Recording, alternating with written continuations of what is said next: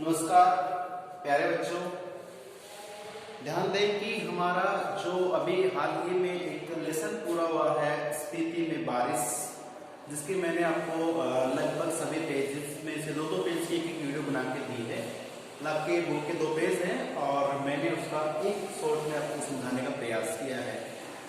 तो उसी श्रृंखला में कक्षा 11 की बात कर रहे हैं हिंदी की, तो इसमें देखिए अपना एक अगला लेसन है 7वां पार्ट। इसमें मैं आपको समझता हूँ कि जो पिछला लेसन था आपको थोड़ा सा लगता है कि वो डिफिकल्ट हो सकता है, क्योंकि इसमें किसी क्षेत्र विशेष की भौगोलिक, राजनीतिक, आर्थिक, सामाजिक जानकारी हमने पढ़ी है। हालांकि देखा जाए तो बहुत ही इंटरेस्टिंग लेसन था वो। उसमें कृष्णनाथ महोदय जो लेखक है हमारे, वो स्पीति नाम की जो जगह जाते हैं और वहाँ के वासी उन्हें पूरी जानकारी भी देते हैं। और अंत में होता ये है कि वहाँ बहुत दिनों तक बारिश नहीं हुई थी और उनके अंतिम छोर पे जब वो आने वाले थे उस टाइम बारिश हो जाती है। तो वहाँ के वासी कहते हैं कि आप बहुत शुभ यात्री बन के आए हैं, हमारे यहाँ पे बारिश हो गई है। तो उस पाठ का नाम दिया कि स्पीति बारिश, और उस पाठ का यही मतलब है कि वहाँ की पूरी जानकारी हासिल करना, उसको भारत के इतिहास में अंकन करना। ठीक है, तो वो लेसन हमारा समाप्त हो चुका। काफी इंटरेस्टिंग लेसन है। सो प्लीज आपने देख लिया हो तो उसको आप नोट करें, क्वेश्चंस को सोल्व करें। जो नहीं आ रहा तो बताइए, लगभग क्वेश्चन मैंने उसमें करा दिया आपको। अब बात करते हैं उससे अगला जो लेसन है हमारा 7वां। ये लेसन एक ऐसी कवियत्री का है, कवियत्री का या यूं कहूँ लेखिका का है, जो बहुत ही ज्यादा प्रचलित रही है अपने जमाने के हिसाब से। और अब मैं आपको बता दूं कि जैसे देखिए, नाम उनका मन्नू भंडारी। क्या नाम है? मन्नू भंडारी। मनु नहीं, मन्नू, मन्नू भंडारी उनका नाम है। और ये जो लेखक है, इन्होंने एक पट कथा लिखी, पट कथा। प्यारे बच्चों, मैं आपसे बातचीत कर लूं कि जितने भी लेखक होते हैं, कवि होते हैं या जो राइटर्स जैसे होते हैं, ये जो लोग रचनाएं लिखते हैं उस समय एक्चुअली में होता क्या है कि रचना की विधा क्या है, किस तरीके से उसको लिखा गया है। तो जैसे मान लीजिए सिंपली आपने पढ़ा कि कहानियां होती हैं। सारी रचनाएं जो हम पढ़ते हैं कहानी नहीं होती है, तो फिर कुछ निबंध होते हैं, निबंध शैली में लिखा गया। फिर कुछ उपन्यास का अंश होता है, कुछ उसमें यात्रा वृत्तांत होते हैं। अभी हमने जो लास्ट लेसन पढ़ा हमारा स्पीति बारिश, वो क्या था? यात्रा का वर्णन यानी यात्रा वृत्तांत था। एक संस्मरण होता है, एक रिपोर्टाज होता है, एक कांति होता है, नाटक होता है, और इसी प्रकार से एक होती पट कथा। तो ये जो रजनी नाम की आपके लेख जो 11वीं क्लास में लगाया गया है, ये क्या है? पट कथा है। अब एक प्रश्न बन जाएगा, पट कथा किसे कहते हैं? ठीक है, तो शॉर्ट एंड स्वीट में आपको बता दूं कि ऐसे लेखक जिनको ये लगता है कि अपन जैसे सिंपली कहानी बनाते हैं, उपन्यास लिखते, कुछ लिखते हैं, उसका एक तरीका होता है, एक प्रेरणा, मतलब उद्देश्य क्या है? जनता तक उनकी सोच समझ पहुंचे और उनके लेख से जनता में कुछ बदलाव आए। कोई कमी है, कोई अवगुण है, वो दूर हो जाए, कोई समस्या है उसका समाधान हो जाए। किससे? एक लेखक की सूझबूझ दृष्टि और उसके सिद्धांतों के तरीके से। तो वो लेख होता है। लेकिन किसी लेखक को लगता है कि उसका जो लेख है, क्योंकि कहानियां पुस्तकें कौन पढ़ते हैं? बच्चे या कुछ जो रुचिकर लोग होते हैं पढ़ते हैं, पूरी जनता थोड़ी ना पढ़ती है। तो फिर कुछ लेखक ये सोचते हैं कि हम कुछ ऐसा करें कि हमारे द्वारा लिखी गई रचना है, इसको ऐसा कुछ किया जाए कि समस्त जनसंख्या इसे देख ले, जान ले। तो इसके लिए आप जानते हैं कि आज के भारत की बात कर लो, मैं भारत की कर रहा हूँ, अन्य देशों की नहीं करूंगा। तो अपने भारत देश में एक विश्व का रिकॉर्ड मैं आपको बता रहा हूँ कि पूरे विश्व में यदि किसी देश में अधिक से अधिक फिल्में बनती हैं या यूं कहूँ नाटक, धारावाहिक चलते हैं, तो उसमें इंडिया नंबर 1 है। सुन के आपको अजीब सा लगेगा, ये सच्चाई है। भारत नंबर 1 है फिल्में बनाने में। जबकि अगर सच्चाई देखें तो भारत एक विकासशील राष्ट्र है, विकासशील देश, इसका डेवलपमेंट नहीं हुआ है। अचंभा होता है कि जिसका विकास आर्थिक सामाजिक रूप से नहीं हुआ है, उस देश में साल की 800 फिल्में बन जाती है, हजार फिल्में बनती है, एक साल में 1000 फिल्में बन रही है। और एक फिल्म की लागत कितनी होती है? लागत छोड़ उससे ज्यादा 20 गुना उसकी कमाई होती है, और कमाई कहाँ से आती है? जनता की जेब से आती है, जनता के खून पसीने कमाई आती है। लेकिन हम एक ऐसी भावनाओं में बह गए हैं कि जैसे फिल्म बनी नहीं कि देखने चलते हैं। आप कोई काम करे ना करे, एक धारणा हो गई महिलाओं में अक्सर होती है कि टीवी पे जो सीरियल धारावाहिक चल रहा है एक कड़ी मिस नहीं करते हम, कितना ही बोल्ड काम छोड़ दे वो कड़ी मिस नहीं करते हैं। अगर इत्तेफाक से हो गए तो आजकल मल्टीमीडिया सेट इतना अच्छा आ गया है, मोबाइल में उसको रिकैप देख लेते हैं कि हाँ इसका है। तो प्यारे बच्चों, मैं आपको बाज नहीं कर रहा, परेशान नहीं कर रहा, प्रतिबंध नहीं कर रहा कि फिल्में नाटक धारावाहिक देखे नहीं देखे। मेरा मतलब है कि जो फिल्में होती, नाटक होते, धारावाहिक होते हैं, इनको ये क्या है, ये किसी लेखक के द्वारा लिखे गए लेख होते हैं। तो आप ध्यान रखें, मैं बता रहा हूं कि पटकथा क्या होती है। तो पटकथा की परिभाषा होती है कि जिस लेखक को अपनी बात समस्त जनसंख्या तक पहुंचाने का जो सबसे सरल तरीका चाहिए, वो तरीका क्या होता है कि वो लेखक कहानी जो लिखता है वो ऐसी कहानी लिखे जिसपे उसे मंच पे नाटक के रूप में खेला जा सके, या फिल्म या टेलीविजन पे जो धारावाहिक होते हैं उसके रूप में पात्रों के आधार पर उस कहानी को फिल्माया जा सके। तो वह है रचना या वह है लेख, जिसको टेलीविजन स्क्रीन पे जो नाटक फिल्में आती हैं उनके लिए जो लिखी जाती है रचना है, उस रचना को पटकथा कहते हैं। कुछ लोग उसे स्क्रिप्ट कह देते हैं। ठीक है, स्क्रिप्ट का हिंदी अर्थ तो वर्तनी होता है, वैसे स्क्रिप्ट जो फिल्मों की कहानी होती है उसको बोला जाता है। ठीक है, तो कई बातें जानेगा इस पार्ट में। तो ये जो रजनी नाम का एक पाठ है, हकीकत में पता है क्या है? ये रजनी नाम का पाठ एक पटकथा है। ठीक है प्यारे बच्चों, तो रजनी नाम का जो पटकथा है ये किसने लिखी है? ये लिखी है मन्नू भंडारी जी ने लिखी है। और मन्नू भंडारी जो किस प्रकार की लेखिका है? ये नई कहानी की लेखिका है।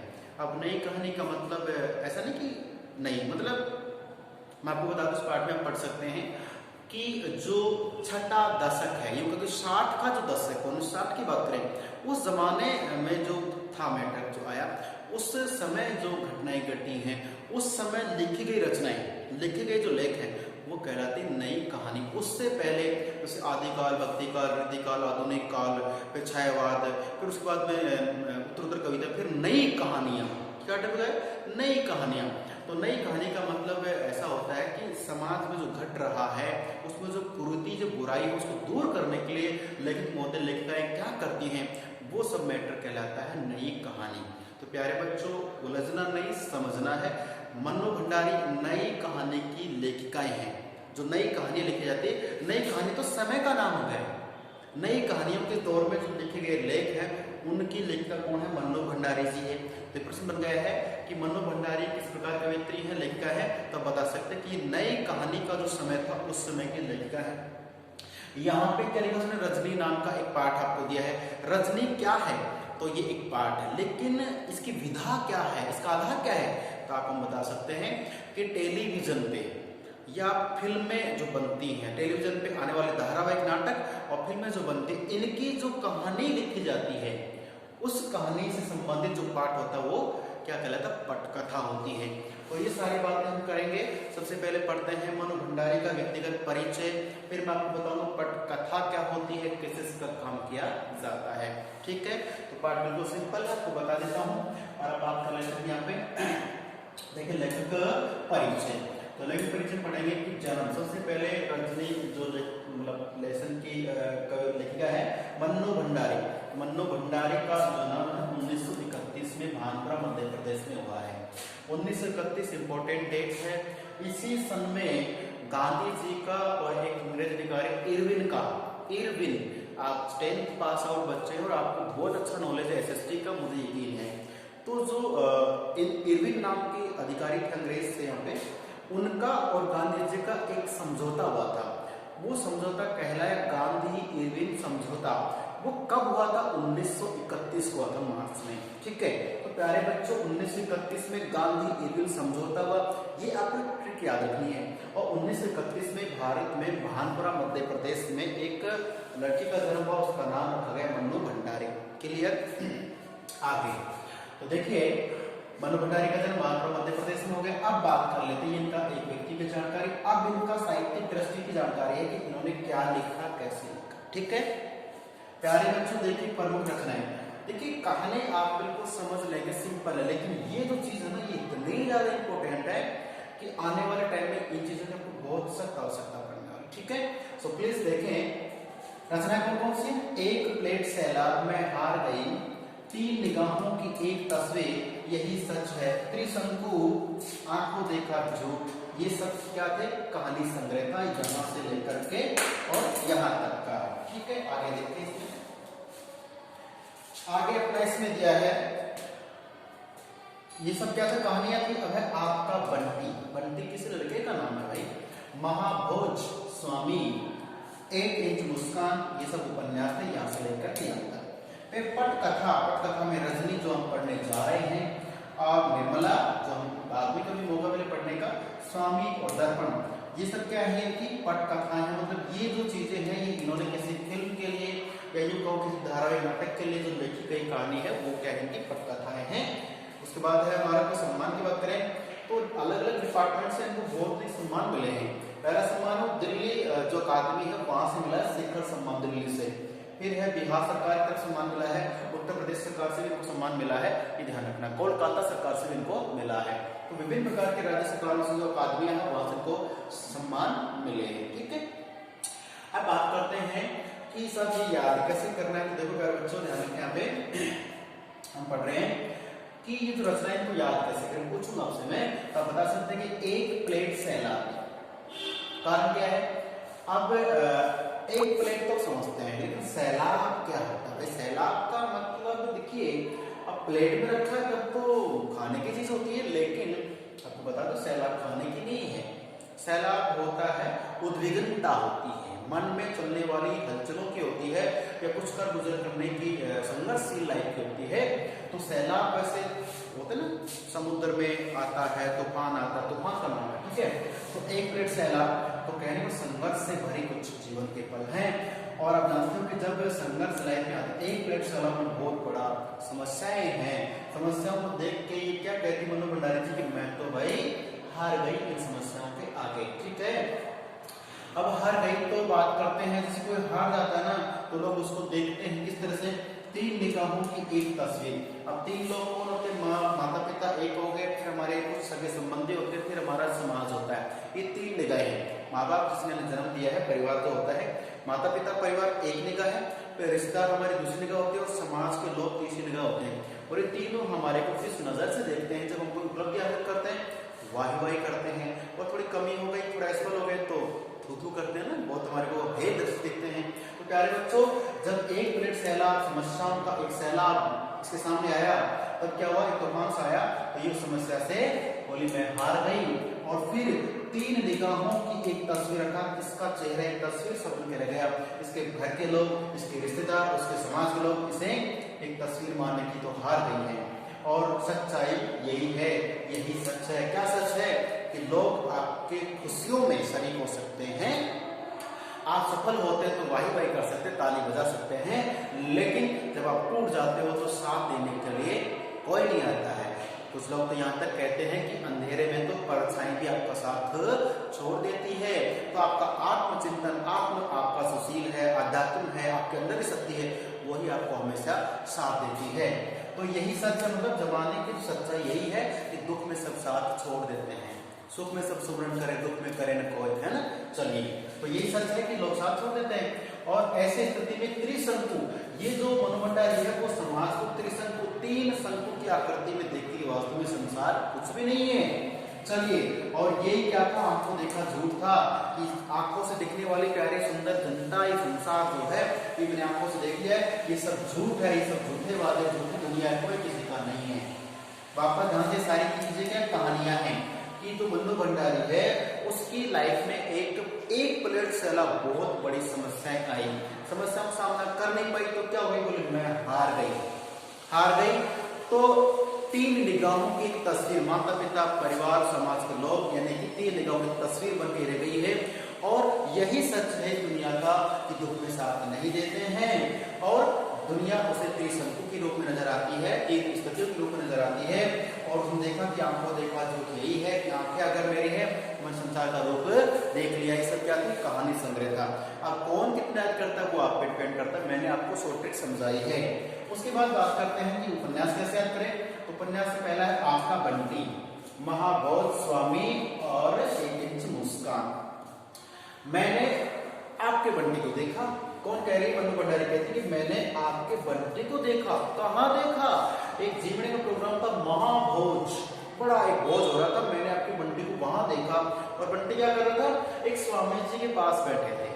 आपके बंटी को मैंने महाभोज में स्वामी जी के पास बैठे हुए देखा और मैंने देखा कि वो स्वामी जी के पास बैठ के बहुत ज्यादा सुंदर और अच्छा लग रहा था, क्योंकि स्वामी तो अच्छे लोग, वो सज्जन लोग होते हैं। तो स्वामी के पास बैठे उस बंटी की जो मुस्कान थी ना, बहुत ज्यादा अच्छी लग रही थी। और मुस्कान कैसी थी? 1 इंच मुस्कान, मतलब जो हंसी है थोड़ी सी ऐसा, अगर उसे मापे तोले 1 इंच मुस्कान लग रही थी, बहुत अच्छा लग रहा था।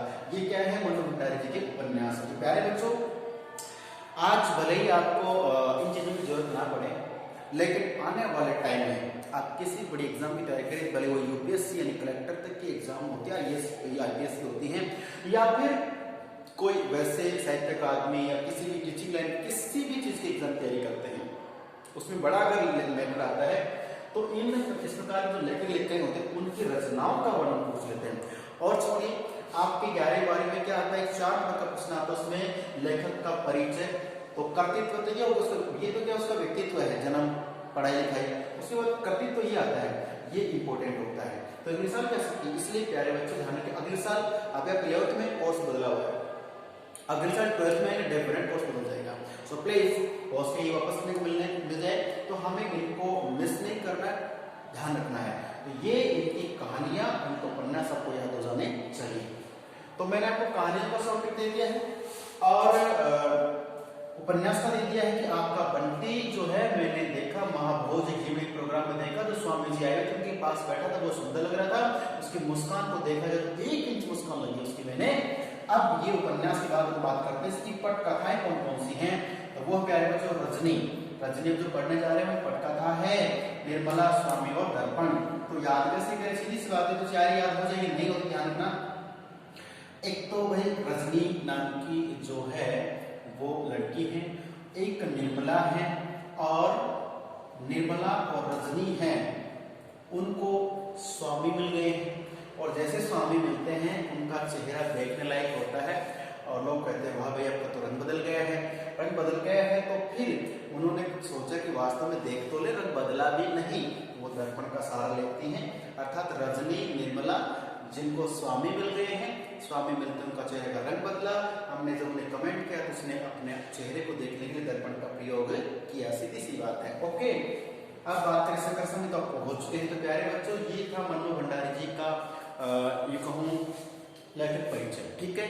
तो यहाँ आपको ठीक से याद करना है और इस पाठ को बखूबी पढ़ना है, बहुत प्यारा लेसन है, ठीक है। मिलते हैं फिर अगले वीडियो में, अगली कुछ स्फूर्ति के साथ, अगली ऊर्जा के साथ में। अब जो पढ़ रहे हैं ऊर्जा के साथ पढ़े, पॉजिटिव होके पढ़े कि हाँ ये हमें याद हो चुका है, ठीक है। तो मिलते हैं अगले वीडियो में, तब तक के लिए नमस्कार, धन्यवाद और सुरक्षित रहें और पढ़ते रहें।